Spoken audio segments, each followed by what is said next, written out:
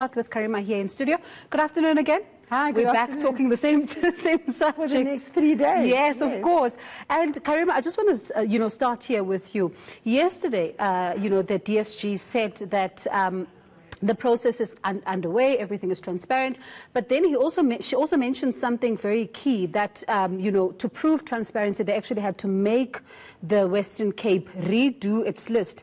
But it looks like that process wasn't complete. It didn't stop just there.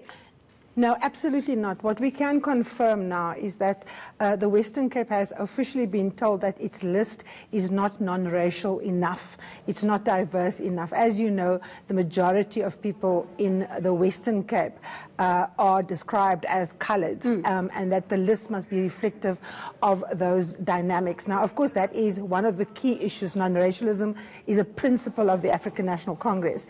And I'm also told that other provinces were told pretty much the same thing, that at least 20% of the names must reflect that non-racial character of the organization. And I have spoken with senior leaders in the Western Cape of the ANC, as well as people who are in the list conference, and they've confirmed that the Western Cape has been told that their list is not non-racial enough, it's not representative enough.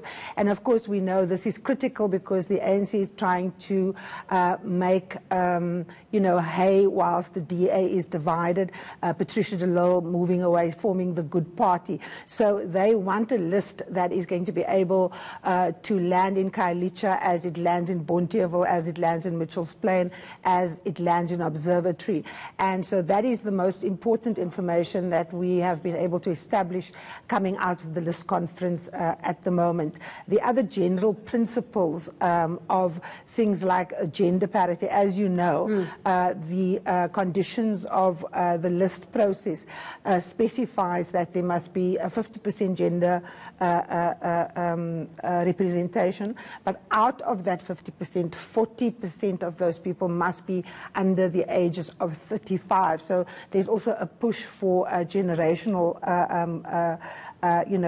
difference, but more importantly, people must also be skilled. They must be able to do their jobs, and of course issues around corruption allegations and so on. Even though Jesse Duarte said only people who have been found guilty won't be taken off the list, it's going to make very little sense for the ANC to run a campaign that is about cleaning up the state, about delivering services with people who are, for example, have found to be liars in court, have violated the Constitution, like someone like President Jacob Zuma.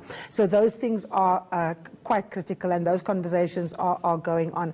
And as you know, of course, in the Northwest, the provincial list is being discussed. And as we spoke yesterday, Bongiwe, the provincial list is not affecting the national conference, list conference, because only the NEC can discuss national to national lists. The provinces have no competency. So that is how the ANC has been able to manage the fact that the Northwest hasn't caught up with the process. And while you talk about that issue,